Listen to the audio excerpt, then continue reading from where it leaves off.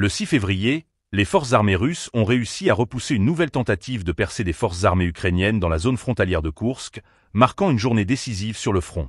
Cette opération militaire a été soutenue par un système Grad doté d'une protection de cabine renforcée, qui a permis de couvrir efficacement les positions russes sur le front de Kharkov. Les opérations de drones ont également joué un rôle clé.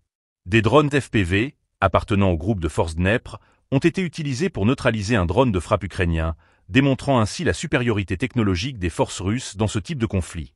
Cette action souligne l'importance croissante des drones dans les affrontements modernes, où la capacité à frapper rapidement et précisément peut faire la différence sur le terrain.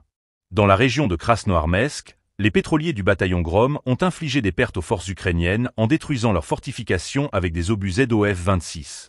Cette offensive a contribué à renforcer la position russe dans la zone, alors que les combats s'intensifient. Les forces ukrainiennes, face à une résistance organisée, doivent faire face à un défi de taille pour maintenir leur position. Un autre événement marquant de la journée a été la libération de la partie nord de Dakhnoa, réalisée par des combattants du 68e régiment de chars.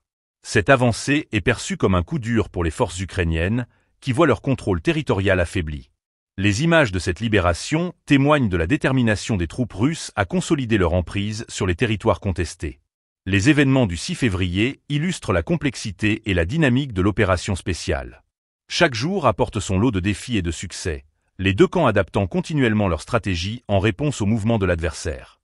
Les frappes d'artillerie, les opérations de drones et les avancées au sol sont devenus des éléments essentiels dans cette guerre moderne, où la rapidité et l'efficacité des actions militaires sont primordiales. Alors que les combats se poursuivent, la situation sur le terrain reste instable et les implications de ces événements pourraient avoir des répercussions importantes sur l'ensemble du conflit.